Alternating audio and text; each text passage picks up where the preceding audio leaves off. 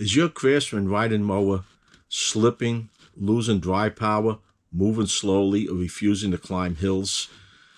You check the engine's working fine. But before you go to this, check your drive belt and pulleys. In this video, I'll show you how to replace your transmission or drive belt if you prefer, whether it's an LT, a DLT, or anything similar, with clear step-by-step instructions. I'll show you how to route the new belt correctly and reinstall everything so your mower is back to working like it should. I'll also share a few tips to make the job easier and point out a few mistakes that can make the belt wear out prematurely or come off. To get started, I'm going to use this belt that I purchased off Amazon. I have a link to it down below. Or if you prefer, you could go to the Sears Parts Direct and purchase this belt. But look at the difference in the prices. With that said, let's get started. When changing this belt, you want to get the tractor as high up as possible just to make it easier to work on. This configuration is not necessary. I have the fender removed and the gas tank. And the reason for this is that I did some work on the Transaxle. So while I had it apart, I decided to change the belt and do this video with everything exposed. It makes it easier for me to video this and explain to you what's going on. This is a DLT 2000, which has the gas tank over the Transaxle. Now on the LT models, there's a battery over here and the gas tank is up front. This is reverse. The battery's up front, the gas tank is back here. And I'm just moving this to show you what it looks like from above. Now, as I mentioned, on the LT models, when you lift the seat, you'll have the battery right in here. You pull the battery out and it exposes the fan, which is on top of the pulley, which the belt goes around. Again, this doesn't have to be disassembled to do this. I'm just showing it because I already have this apart for the Transaxle work I just completed. Now another way you can lift this, if you don't have a way to get it up this way, if you have a come along or the pulley arrangement that I have, after you remove the deck, you could pull this straight up in the air and go this way. That would make it easier to work on. Or push come to shove, if you're going to do an oil change anyway, maybe drain the oil, drain the gas, tip it over on its side. That's another way you could get to this belt. But this is what I have right now. Let me take you underneath to show you what we have.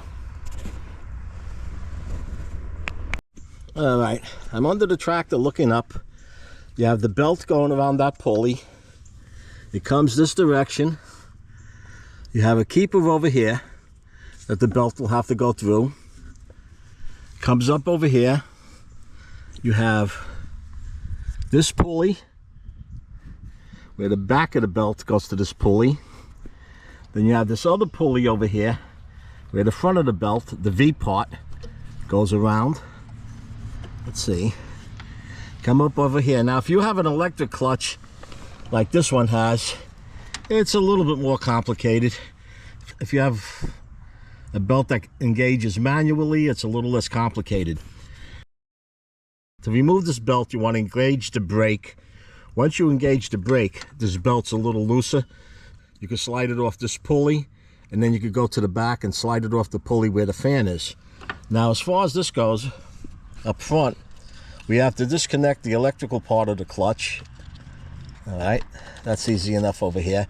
Once I remove the belt from the back pulley with the fan, I'm going to try to get this belt off this clutch without removing the clutch.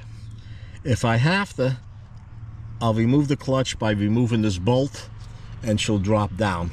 So first order of business here is to lock on the brake and remove the belt from the back pulley. Once I have that done, I'll come back to the front. I tried to fish this belt around the pulley up here. We have this keeper which you can go over, but there's one over here that's connected, and also we have this one over here. This is to keep the clutch from spinning when it's engaged. So I'm going to have to remove this nut, which requires a 9/16 socket to get this one off. And this one over here, the main bolt on the clutch, requires 5/8. I'm going to remove this nut, and I'm going to remove this bolt, and then we'll see what we have. I want to point a couple of things out. Once you have the clutch off, be careful, it drops right down. Make sure you disconnect your electrical first, and this is the keeper that I thought I could just slide it over, which I could, but I couldn't get it around this. So what I'm going to do now is just up and over this right here, because the clutch isn't on the bottom in the way. As a matter of fact, this whole pulley will come right off too. Hold on, let me see.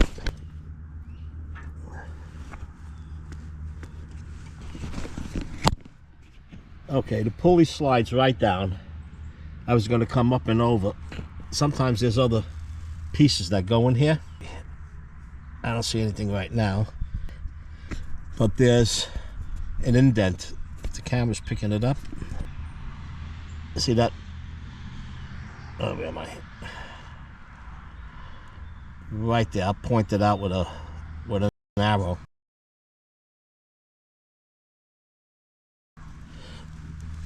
When you put this on, you want to make sure, see right there, goes in that slot. And then you have a pin that also goes onto the clutch. Let me get out from under here, and I want to point a couple of things out. I'm out from under. The easiest way to get this bolt out is with an impact wrench.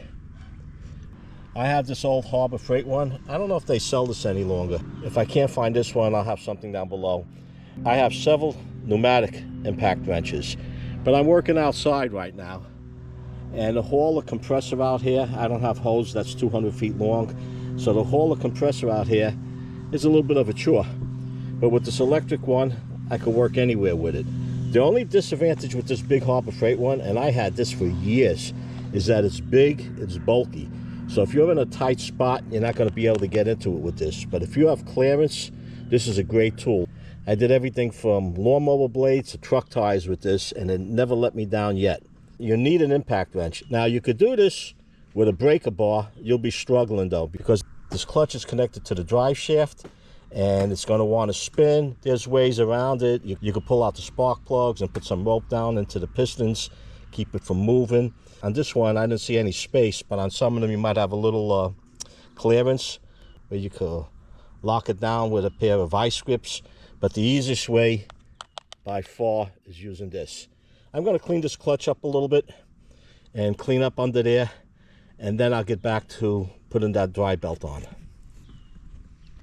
Here's a couple more tips. You're going to disconnect this. See this tab?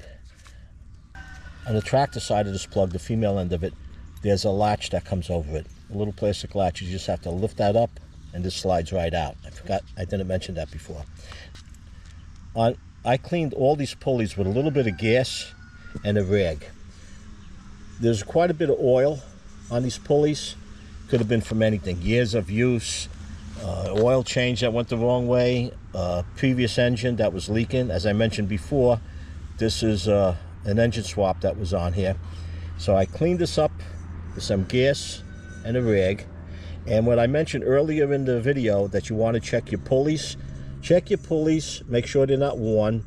Even though this is metal, they do wear down and the belts will slip. And on the plastic ones that are underneath, I did the same thing.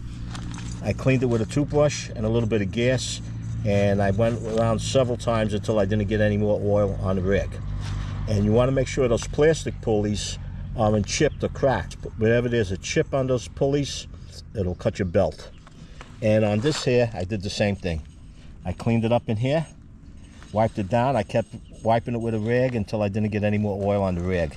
And the outside, I just cleaned up a little bit. It just makes it a little easier to deal with. This wire, this outside casing was a little torn, so I put a little tape on it. I'm going to go get the other belt, measure it up against the belt that's on here, make sure it's the right size, and then I'll get to installing that. And also, on this main bolt, make sure it's clean. You don't want any debris on it when you get it back in.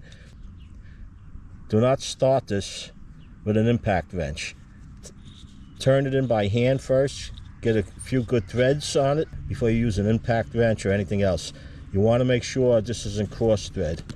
If you cross thread this bolt, there goes the engine, because this is connected right to the drive shaft of the engine. And when you pull this out, take note of how it came out, which washers went where. You want to put it in the same way. I do not have the torque for this, so I'm going to tighten it until it's snug and give it a good quarter turn, and that should be it. So, all right, before I go back under there with this belt, I'm going to pull it out. I'm going to measure it against the belt that came off and make sure it's the right size belt. Once I measure this out, we get to reassembling this. Just want to make sure, these are the points you have to watch. You want to make sure that this belt is on the inside of this guide, both sides. Comes down, it runs through the inside of this one right here. The flat spot runs against this pulley. The flat part of the belt runs against this pulley. The V part of the belt runs against the pulley next to it. Then it runs onto the clutch. Now, I'm going to zip tie this up over here because they did have it zip tied before. Other than that, this is done. And as far as this bolt, I don't have the torque specifications on it. So if anybody has the torque specification for this, if you want to put it into the comments to be of help to someone else who's doing this job. And do not forget to put this brace on over here. I don't know if the camera's catching it.